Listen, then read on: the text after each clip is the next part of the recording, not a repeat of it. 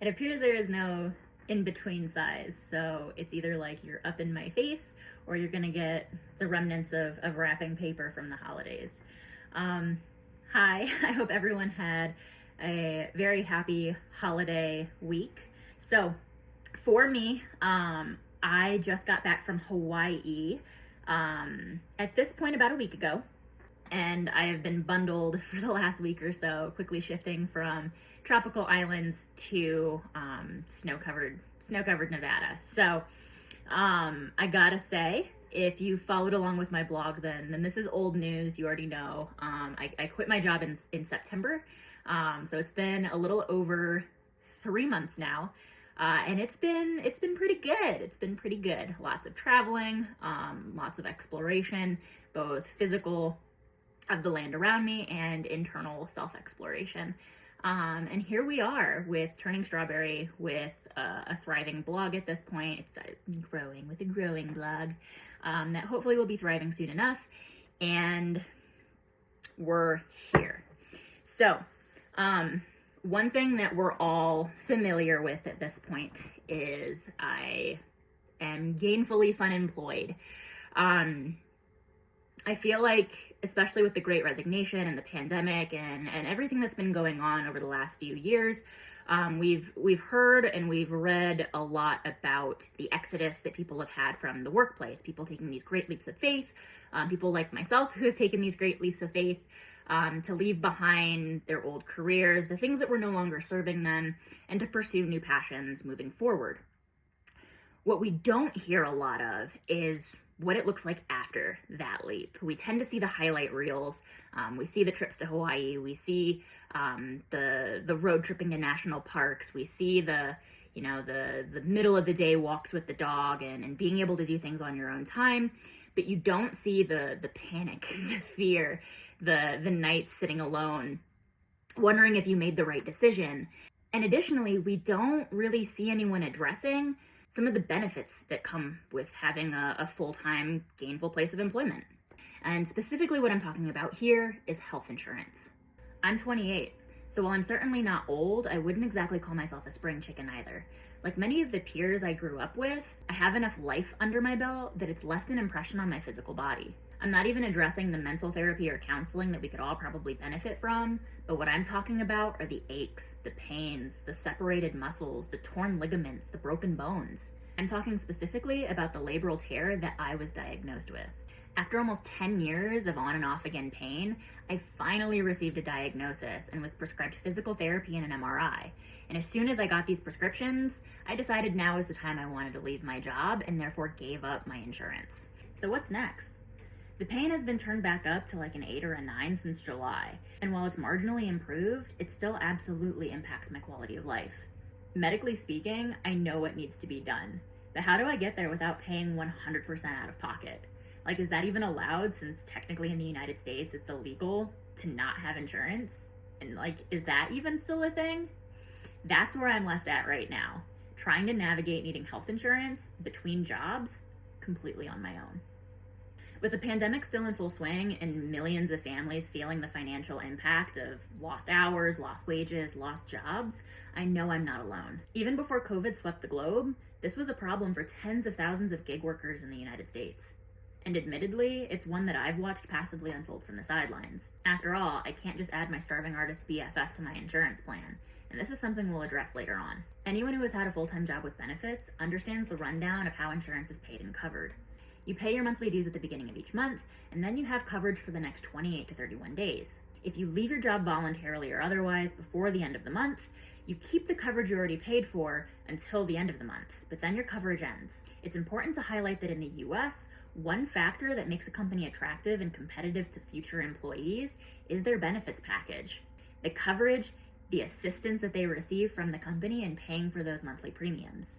Healthcare is expensive, so employers may opt to pay a portion of the monthly dues, meaning a less out-of-pocket monthly for you.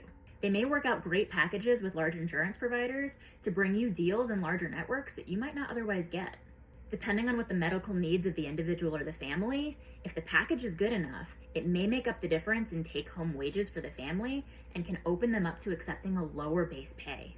In 1986, President Reagan signed the Consolidated Omnibus Budget Reconciliation Act of 1985, also known as COBRA. This law gives workers and their families who lose their health benefits the right to choose to continue group health insurance benefits provided by their group health plan for limited periods of time under certain conditions. This includes voluntary or even involuntary termination by your employer. While this sounds good up front, remember, you are now responsible for paying 100% of your healthcare coverage. To quote the U.S. Department of Labor, this means qualified individuals may be required to pay the entire premium for coverage up to 102% of the cost to the plan. Even so, this may still be the more financially savvy answer for certain families against paying 100% of their medical expenses out of pocket.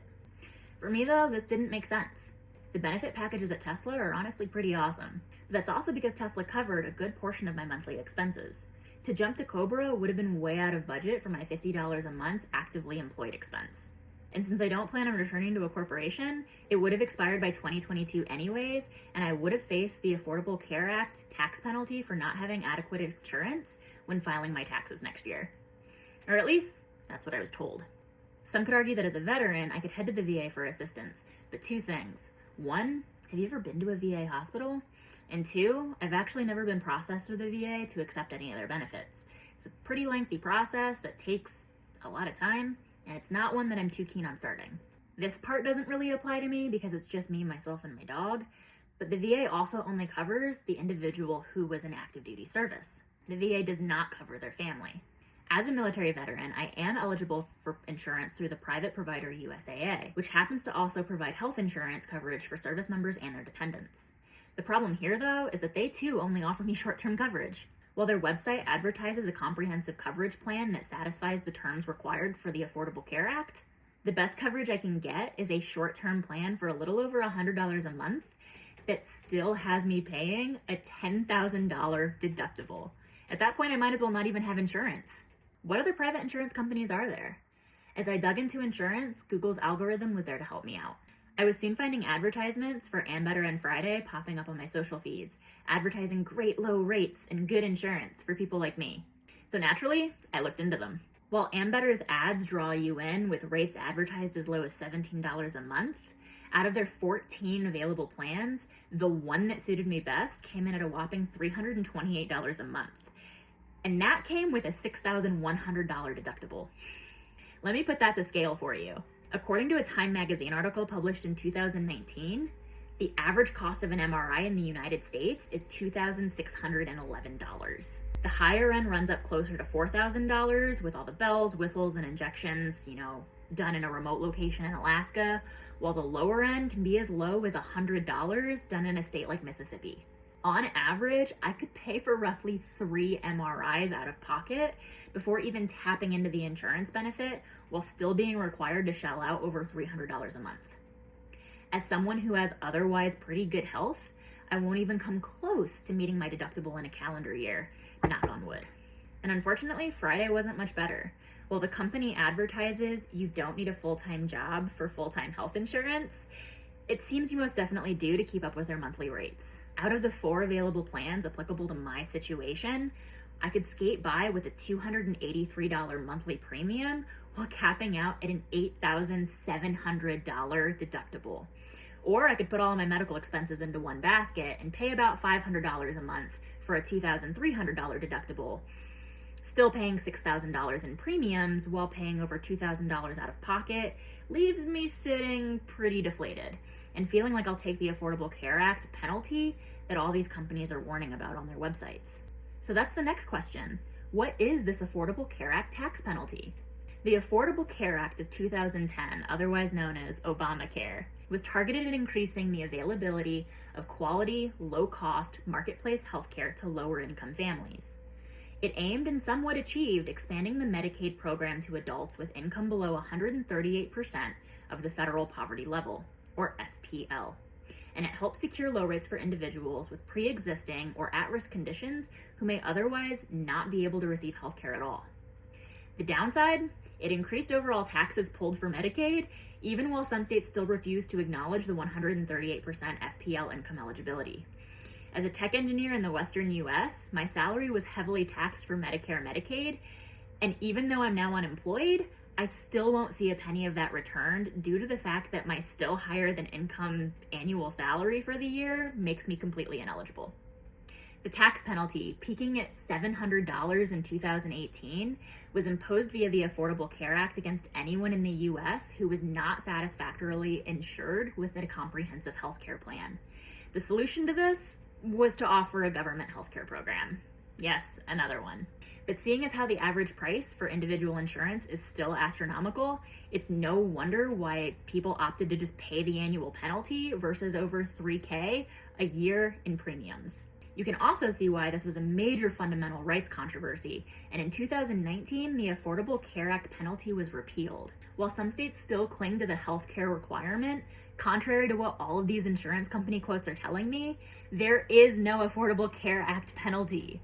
So why is it plastered all over these insurance company websites? Probably for the same reason most employers and insurance companies won't let you include anyone other than your immediate spouse or immediate dependents on your insurance plan. Money. They can push people to pay for higher plans, and they can gain over 4 times the revenue for the same, if not worse, insurance coverage.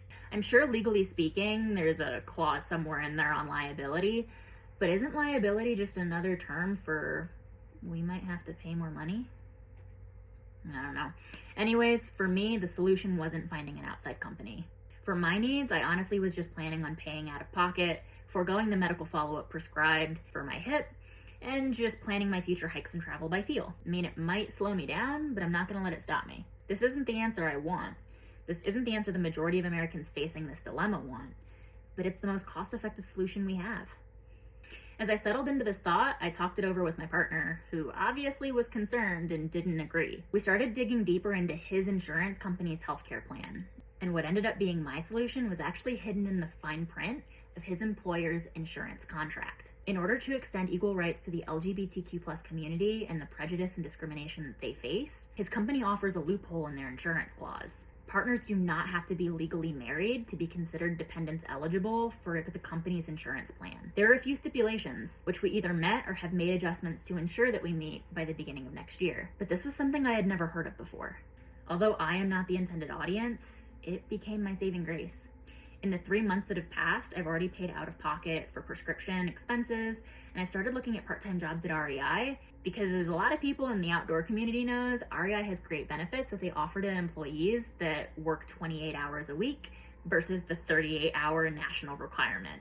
All of this is irrelevant for me now, though, because I have my solution. However, it took weeks, months to get here, and while it's a solution for me, there are hundreds of thousands of Americans that still don't have a solution. This is a real problem. I don't know what the ultimate solution is. I know Iceland, Sweden, and even our neighbors up north are doing great with universal healthcare. I know instead of seeing tens of thousands of dollars pulled from my paycheck annually, every year over the last 10, to fund Medicare and Medicaid that anyone like me, my brother, my friends, who make enough money to get by while doing art, commission, or gig work will never see. I'd rather see that fund a universal healthcare account for everyone to access. But that would require a universal shift in mindset away from healthcare being an industrial commodity and instead a human right.